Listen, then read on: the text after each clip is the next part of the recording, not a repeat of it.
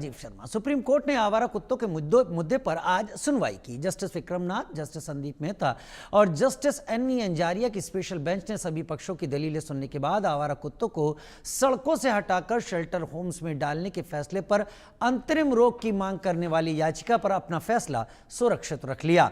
आवारा कुत्तों से जुड़े मामले पर सुप्रीम कोर्ट ने सुनवाई के दौरान बड़ी टिप्पणी की। जस्टिस नाथ ने कहा कि संसद नियम और कानून बनाती है, लेकिन उनका पालन नहीं होता। एक तरफ इंसान पीड़ित हैं, दूसरी तरफ पशु प्रेमी यहां खड़े हैं, थोड़ी जिम्मेदारी लीजिए। इसके साथ ही सुप्रीम कोर्ट ने कहा कि जिन जिन ने हस्तक्षेप याचिकाएं दायर की हैं उन्हें हलफनामा दाखिल कर सबूत पेश करने होंगे। वहीं आवारा कुत्तों पर सुप्रीम कोर्ट के आदेश के बाद देश भर में नई जंग छिड़ी हुई है। कुछ लोग अदालत के फैसले का स्वागत कर रहे हैं तो कुछ लोग इससे नाखुश हैं, इसे असंवेदनशील बता रहे हैं। लेकिन असंवेदनशील बताने वाले लोग इन कुत्तों की हालत पर जरूर सवाल उठा रहे हैं, लेकिन वो लोग जिनके बच्चों को या जिन्हें खुद ऐसे कुत्तों ने बीच बाजार काट लिया, और अब से कुछ दिन पहले बुलंदशहर के एक कबड्डी खिलाड़ी की हालत शायद आप सब ने तस्वीरों में देखी होगी, नहीं देखी तो सोशल मीडिया पर भी जाके आप देख सकते हैं। कुत्ते के काटने के बाद रेबीज के चलते तड़प तड़प कर किस तरीके से उसने जान दी थी। यह आवारा कुत्तों के चलते हो रहा है, कुत्तों की बढ़ती पॉपुलेशन, बढ़ती जनसंख्या के चलते हो रहा है, और इसमें कई उपाय करने की सीधी सादी जरूरत समाज को दिखती है। समाज स्टेरिलाइजेशन भी मांगता है, समाज वैक्सीनेशन भी मांगता है। स्टेरिलाइजेशन, वैक्सीनेशन आंकड़ों में हो रहा है, जमीन पर हो रहा है, या फिर केवल आंकड़े दिखाकर खाना पूरी की जा रही है? क्योंकि लगातार कुत्तों के काटने के मामले आ रहे हैं, और वो लोग जो कि देर रात अपने घर वापस जाते हैं, कई बार सड़कों से गुजरते वक्त वो इस डर में फंसे रहते हैं कि कहीं कुत्ते उनको काट न लें।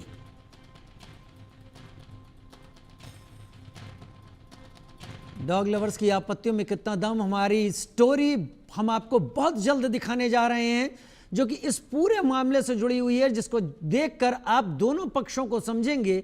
लेकिन सुप्रीम कोर्ट ने फैसला सुरक्षित रख लिया है, और अब इंतजार इसी का है कि सुप्रीम कोर्ट आगे क्या अपने फैसले में कहता है।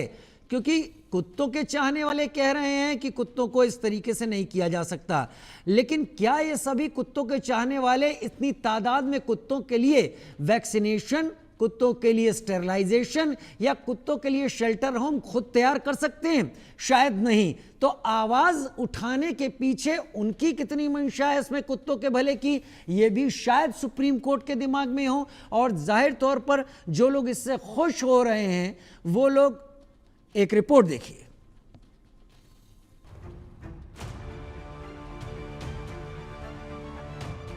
आवारा कुत्तों को पकड़कर शेल्टर होम भेजने के फैसले पर पशु प्रेमी और उनसे परेशान लोग आमने सामने हैं, जिसके बाद आवारा कुत्तों को शेल्टर होम भेजने के फैसले पर सुप्रीम कोर्ट में दोबारा सुनवाई हुई, जिसके बाद जस्टिस विक्रमनाथ, जस्टिस संदीप मेहता और जस्टिस एन अंजारिया की स्पेशल बेंच ने सभी पक्षों की दलीलें सुनने के बाद फैसला सुरक्षित रख लिया।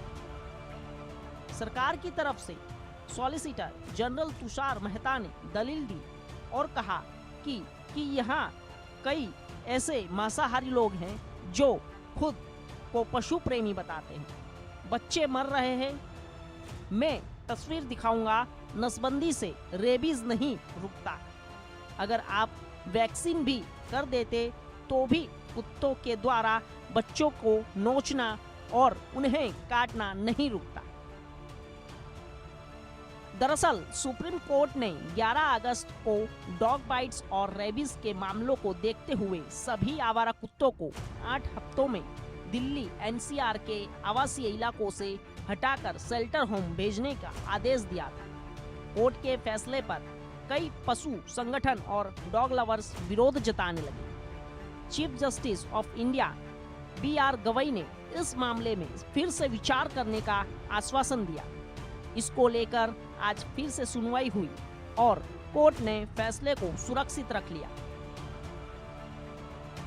दिल्ली सरकार के वकील तुषार मेहता ने कोर्ट में दलीलें पेश करते हुए कहा कि सालाना 37 लाख डॉग बाइट के मामले सामने आते हैं, यानी रोजाना औसतन 10,000 मामले तुषार मेहता ने बच्चों की मौत के ऐसे वीडियो का जिक्र किया जो कुत्तों के काटने और रेबीज से हुए थे।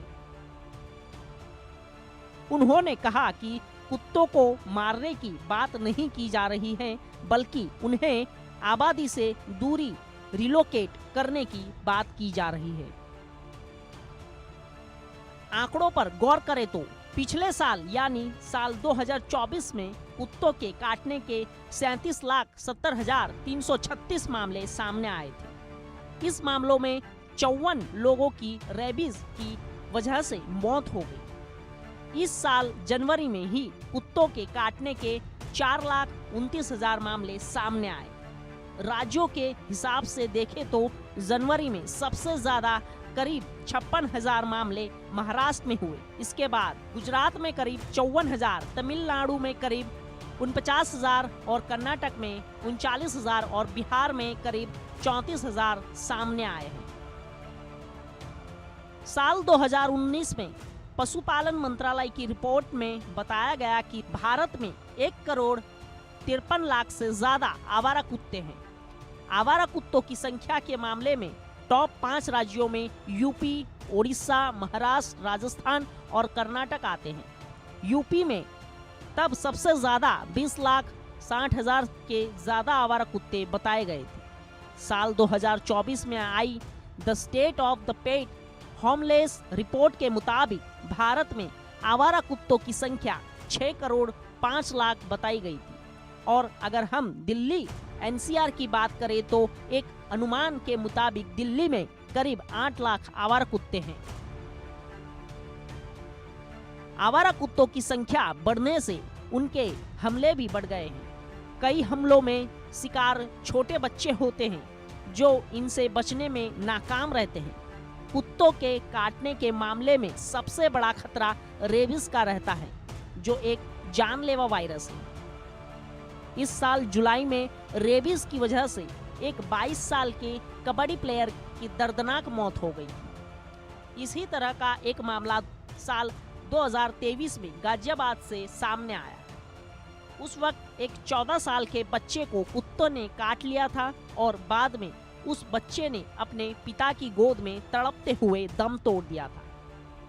इस वीडियो ने पूरे देश को झकझोर दिया है। उस वक्त आवारा कुत्तों के हमलों को लेकर बहुत आवाजें उठी थी, लेकिन कुछ डॉग लवर्स के दबाव में आवारा कुत्तों को लेकर कोई ठोस कार्रवाई नहीं हो पाई थी। आवारा कुत्तों पर सुप्रीम कोर्ट के रुख ने समाज को 2 वर्गों में बांट दिया है। इनमें एक डॉग लवर्स जो ये नहीं चाहते कि आवारा कुत्तों को पकड़कर शेल्टर होम में रखा जाए। मुझे तो ऐसे लगता है कि जैसे हमारे देश में ना इस समय कुत्तों के सिवाय कोई और प्रॉब्लम ही नहीं थी। छोटी छोटी बच्चियों के रेप हो जाते हैं, वो नहीं जज साहब को दिखता। रेप और मर्डर हो जाते हैं, सड़कों पे एक्सीडेंट हो जाते हैं कि आप सारी गाड़ियाँ उठा के बंद कर देते हो। रेबीज इज़ नॉट अ छोटी सी कोई प्रॉब्लम नहीं है। हम भी रेबीज के खिलाफ हैं, हमें भी पता है। लेकिन क्या इस बेचारे को पता है इसके काटने से रेबीज हो रही है? इसकी जिम्मेदारी किसकी है? सरकार की। इसको वैक्सीनेट कराना किसकी जिम्मेदारी है? सरकार की। इसको स्टरलाइज कराना ताकि इसकी पॉपुलेशन ना बढ़े, किसकी जिम्मेदारी है? सरकार की। सरकार ने आज तक इन बच्चों के लिए, बेचारों के लिए कुछ नहीं किया। ये जितने आप 4 डॉग्स तो यहाँ पे देख रहे हो मेरे पास, इनकी सबकी हर साल वैक्सीनेशन होती है। इनको स्टरलाइज मैंने अपने पैसे से कराया है। निठारी में आप जितने भी कुत्ते अभी जाते हुए भी देख लेंगे, कभी ये बीमार होते हैं, कुछ होते हैं, हम अपने पैसों से इनका इलाज करवाते हैं। और मतलब मुझे समझ नहीं आती, एक अचानक ये बेचारा किस लिए ये सफर करे। ये टेरिटोरियल है, ये अपनी गली में दूसरा कुत्ता बर्दाश्त नहीं कर सकता। आप इतने कुत्तों को एक जगह इकट्ठा रखने की बात कर रहे हैं। दूसरे तरफ वो आम लोग हैं जिन्हें सुप्रीम कोर्ट के फैसले का स्वागत किया, जो चाहते हैं कि आवारा कुत्तों को पकड़ा जाए और उन्हें शेल्टर होम में रखा जाए। मैं इसमें कुत्तों में बहुत परेशान हूँ। कुत्ते कई बार शांत बैठे रहेंगे, उसके बाद क्या होगा कि जैसे कोई बच्चा आ रहा है या कोई बाइक पे जा रहा है तो एकदम झपट्टा मारेंगे। वो कई बार बच्चे गिर भी जाते हैं। छोटे बच्चों को तो कुत्ते ऐसे काटने लग जाते हैं, कुछ समझते ही नहीं। सुप्रीम कोर्ट का जो फैसला है ना, बहुत बढ़िया है। कुत्तों का इलाज होना चाहिए, इनको शेल्टर में भेजना चाहिए। और गलियां में बहुत परेशानी है, हर तरीके से परेशानी। क्या कभी आपके साथ कुछ ऐसा हुआ है कि कुत्तों को लेकर आपको कोई दिक्कत का सामना करना पड़ा या फिर बच्चों को घर से उतारने में, घर से निकालने में आप कभी घबराए हो, स्कूल जाते हुए, खेलते हुए?